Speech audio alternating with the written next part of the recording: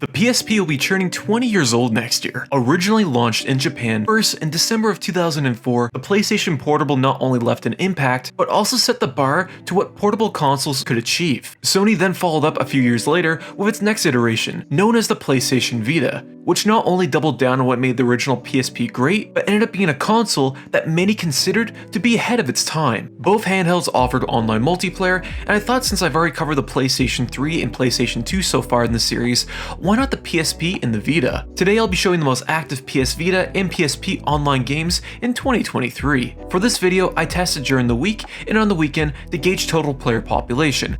As always, I'm in North America, so your mileage may vary in terms of finding other players. Also, if there's any other games on this list that I missed, please let me know in the comments down below. Now before I begin this video, I want to give a big shout out to Clancy McFancy from the Socom PSP Discord. He gave me a lot of important information and insight with the PlayStation Portable community, and overall was very helpful and friendly throughout the entire process of making this video. So I want to say a big thank you to him, as well as the Socom PSP community. Also, if you want to find other players playing PlayStation Vita or PSP games, I recommend joining the following Discords: Socom PSP Discord, as well as a PlayStation Vita Online Discord. You'll find a link in the description for each Discord down below. To kickstart this list, let's start with the most active PlayStation Vita games, from a franchise that chances are you've already heard of or played before. Call of Duty Black Ops Declassified is a spin-off Call of Duty game released exclusively to the PlayStation Vita. It was a lot like Black Ops 1, but with everything scaled down and reduced to a mobile-style format. The game launched back in 2012 to a mixed reception, but that hasn't stopped the game from being the most actively played PlayStation Vita game. Remarkably, I found a lobby in this game during the week and of course on the weekend. Black Ops Declassified offers a similar progression system to its console counterparts, with things like weapon rank, a full player progression system, and various kill streaks to use. A lot of our memorable Black Ops 1 maps are also in the game, but are significantly smaller and reduced to accommodate the PlayStation Vita's player size and hardware. Most players nowadays congregate in TDM, while other game modes are not nearly as active/dead. Now, this isn't a one-to-one version of Call of Duty, as this game plays a little different than other games in the series, but there's still a lot of fun to be had with this game. So if competitive first-person shooters are your thing, then this is a good one to start with. Now, the next game on this list is actually a first for my series, as I don't think I've ever covered an active sports game before. This being Virtual Tennis 4 on the PlayStation Vita. As the name implies, Virtual Tennis 4 on the Vita is a tennis sports game that launched alongside the system back in 2012. Virtual Tennis 4 offers a player progression system, both player matches and ranked matches as well. You'll find better luck finding people on the weekend in this game, while during the week you might find the odd player, but it's not that consistent. Not for nothing, this is a fun tennis game that looks and plays well on the hardware. If you want to play a PvP game that isn't Call of Duty, then give this one a swing if you get the chance. Now, the PlayStation Vita also had a few games that support crossplay, and one of its most active titles happened to be one of those games. I'm talking about HellDivers. HellDivers is a top-down shooter released late in the PlayStation Vita's lifecycle. HellDivers supports both PlayStation 3, PlayStation 4, and PlayStation Vita crossplay support. This might explain why HellDivers is still active in 2023. In my experience, HellDivers is active during the week and the weekends. HellDivers is perfect for someone who wants to play a cooperative game that requires tactic and coordination. While we're on the topic of cooperative games, Dragon's Crown is a 2013 action roleplay game developed by Vanillaware, released both on the PlayStation 3, PlayStation 4, and the PlayStation Vita. Like HellDivers, the game supports crossplay on all three platforms. Now, it's worth mentioning that both HellDivers and Dragon's Crown I was unable to test on my PlayStation Vita. Unfortunately, I had to resort to using the PlayStation 3 version of the game due to some compatibility issues with my Vita. I didn't think this was a big deal, as Dragon's Crown supports crossplay. So even if I played on my PlayStation Vita, theoretically, I should get the same results as I would on my PlayStation 3. Anyways, Dragon's Crown remains actively played in 2023, with most players populating the game on a weekend. Dragon's Crown is perfect for someone who enjoys action RPGs and fun cooperative experiences. Now, what list wouldn't be complete if I didn't cover Minecraft? Ever since its release in 2011, Minecraft has been actively played to this day. It is a game that's considered enjoyable just by building and exploring the world, or playing competitively against others. Anyways, it is still well active on the PlayStation Vita. Minecraft tends to have more people on the weekend, as during the week, I didn't come across many lobbies. Like the PlayStation 3 version, most people stick to the battle mode as well. So if you're looking for a chill, relaxed game that invites your creativity, then Minecraft on the PlayStation Vita is a great choice. Let's say you enjoy looter shooter styles of games. Well, it doesn't get better than Borderlands 2. Borderlands 2 on the Vita, to my knowledge, retained most of the core experience with some minor setbacks. The biggest one being the reduction from 4-player co-op to 2-player co-op on the Vita. Now, during my test, I couldn't find anyone during the week. Even on a Saturday afternoon, I still couldn't find anyone playing Borderlands 2. Now, I don't want to write this game off completely, but I can't confidently say that this game is active in 2023 anymore. Now, word of caution, the PlayStation port of this game is pretty rough to 2023 standards. You could expect things like muddy textures, a general lack of polish, and a frame rate that would make Cyberpunk 2077 on the base Xbox One blush. But honestly, I still think it's a technical feat to even have this game running on the PlayStation Vita. So if you want an excuse to revisit Borderlands 2 again, then why not give the PlayStation Vita version a try? Now, while we're on the topic of console to Vita ports, there's a really good example of one that goes under the radar nowadays, and that was Need for Speed Most Wanted. Not to be confused with the original Most Wanted that released in 2005, Need for Speed Most Wanted on the PlayStation Vita is a port of the 2012 Need for Speed game. This port retains most of the PlayStation 3 content, as well as including its online suite. Now, Need for Speed Most Wanted is a commonly recommended title for the PlayStation Vita, mostly for its online multiplayer, as it's considered one of the most actively played games. But during my test, I couldn't confirm if that's still the case or not. I'm not going to say this game is completely dead nowadays, but I still couldn't find anyone to play with. It's worth mentioning during the week, it did show I was waiting for one additional player, but despite that, the game was still unable to put me in a lobby. Now, the game offers you the ability to free roam across the map, or if you want to do additional races as well. On top of this is a very visually impressive port, and it really showed off the power of the PlayStation Vita. So if you've never had a chance to play Need for Speed Most Wanted on the Vita, definitely give this one a try, as it's a very competent port. Ultimate Marvel vs. Capcom 3 is a fighting game that launched alongside the PlayStation Vita back in 2012. The game is a crossover of various Marvel superheroes and villains facing off against notable Capcom characters. This is an approachable fighting game that's easy to pick up but hard to master, and I was hoping this game would be more active, yet that doesn't appear to be the case anymore. During the week, I couldn't find anyone to play with, as well as on the weekend. It appears that the servers for this game are still up, and hey, maybe this video inspires you to go back and revisit this game. Resident Evil Revelations 2. Unbeknownst to many people, Resident Evil Revelations 2 received a PlayStation Vita port when it launched back in 2015. It is a third-person Resident Evil game that offered both a campaign and a multiplayer mode called Raid. Now, I've covered Revelations 2 on the PlayStation 3 in the past, and the general consensus there remains the same on the PlayStation Vita, as this game is not very active anymore. Like other games on this list, during the week I couldn't find anyone to play with, and on the weekend I still couldn't find anyone else. If you can find this game for cheap, it's still well worth playing, as you can still play the raid mode solo. Now, there's still other Vita games with servers online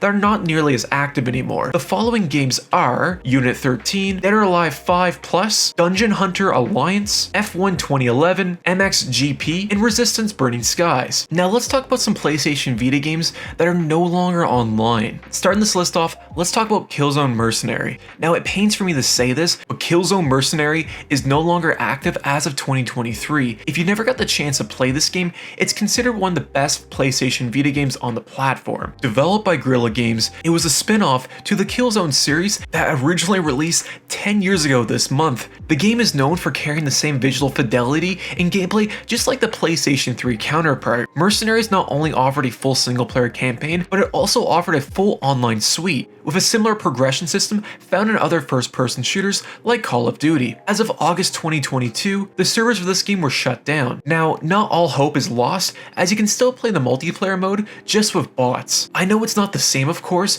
but it's better than not being able to play it at all. LittleBigPlanet. LittleBigPlanet Vita was an adventure community-driven game that was known for its charming art style and innovative gameplay. The main claim to fame that the LittleBigPlanet franchise had was giving gamers the ability to build their own levels and be able to share it among a community. This made the experience unique, as every time you would play the game, there's always a new level to explore. And unfortunately, as of late 2021, Sony accessed servers to this game. Thankfully, there is a server revival project known as Project Lighthouse that's currently in development for this game. They're also planning on bringing back all the other LittleBigPlanet games as well. If you're curious about Project Lighthouse, I'll leave a link to their description down below. It's also worth mentioning, at the same time that LittleBigPlanet went offline, Sony also shut down the servers for the following games: Soul Sacrifice Delta, Freedom Wars, or Shika Tainted Bloodlines as well. That being said, you can still play Freedom Wars just using X-Link Kai instead.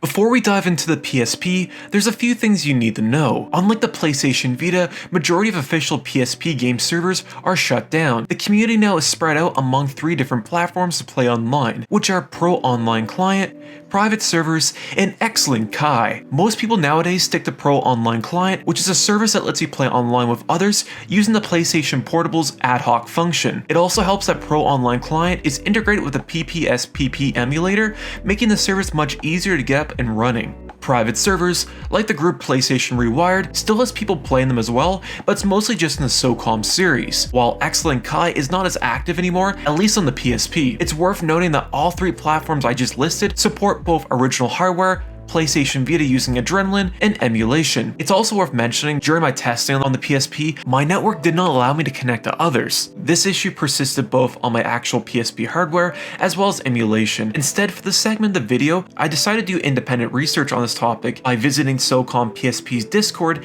and their website called socom.cc. Their website is really handy as it shows PSP games being played online using the Pro Online Client. In order to gauge player population this way, I decided to check this website throughout the week and on the weekend and noted the games that appeared most on the website. If you're going to use this website to find other players, make sure you hover over the game you want to play, as Pro Online Client will count someone as online even if they're playing single player campaign. So by hovering over that game title, it actually shows both group lists and people in a lobby. So just confirm that there's people in a lobby before you load the game. Now that that's out of the way, let's start with the most active PSP games. Both Dragon Ball Z Shin Budokai 1 and 2 are still being played on the PlayStation Portable in 2023. If you've never played a DBZ Budokai game before, it's a fighting game based in the Dragon Ball Z universe. Dragon Ball Z Shin Budokai 2 remain the most populated games on Pro Online Client, with its peak player count at 15 total players. Now you might think to yourself, that is not a lot of players, but considering the small size of this community,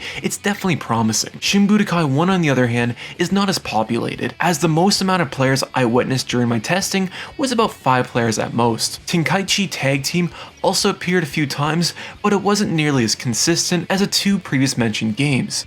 Moving on to the Socom series, both Fireteam Bravo 1, 2, and 3 are currently playable on the PSP. The player population for this series seems to be split up between Pro Online Client and PlayStation Rewired's private server. In terms of player activity, this one was harder to gauge. I used both Socom CC's website as well as PlayStation Rewired's website, as both show current lobbies, and the takeaway I got from it is that the PSP Socom community is much smaller than the PlayStation 2's community. Fireteam Bravo 2 appeared to be the most active out of all the games in the series, while 1 and 3 appear to be less common. A lot of the matches for these games are arranged via the Socom PSP and PlayStation Rewired's Discord. I would recommend in this case to join these Discords and arrange a match this way versus randomly checking each game. A quick side note, if you want to play Fireteam Bravo 3, you can only currently play it using Pro Online Client. What PSP list wouldn't be complete if I didn't talk about the Monster Hunter series? Both Monster Hunter 2G and 3 are still playable in 2023. Player population for these games appear to be small, but out of all the PSP titles I've researched,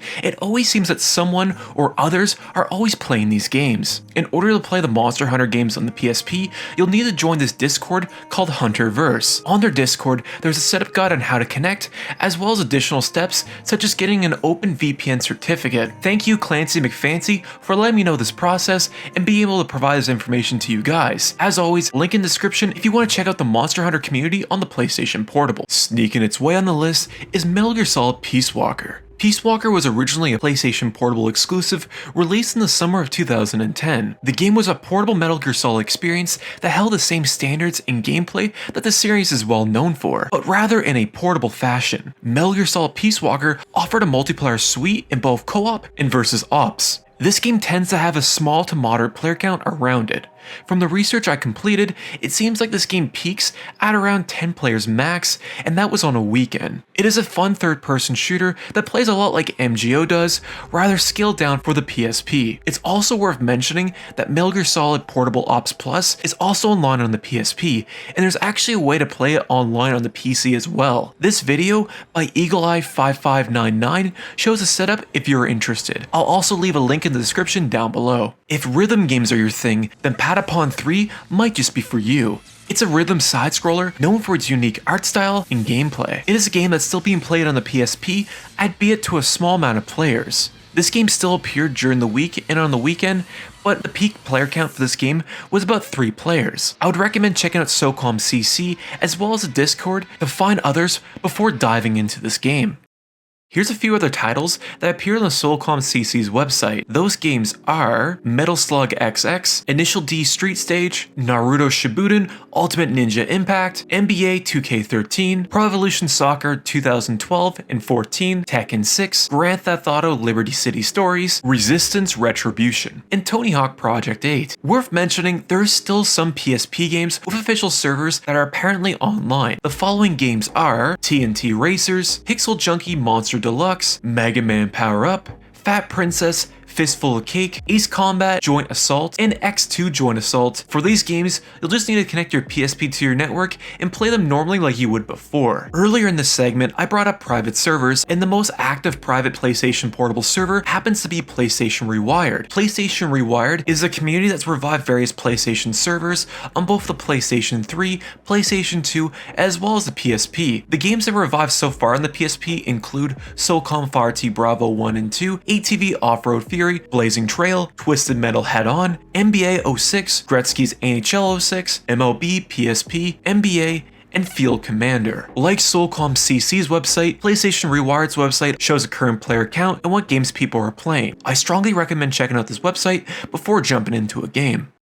And that was the most active PlayStation Vita and PSP online games in 2023. I hope you enjoyed the video. If this video has been helpful, please consider leaving a like or even a subscription. It really helps grow this channel and bring awareness to this community among more people. I also want to say thank you so much for the support and love I've been getting in the comments for the past month. Seeing this channel grow is really cool, and it motivates me to not only get better at what I do, but also put more videos out. So thank you for that. Anyways guys, till the next video, peace.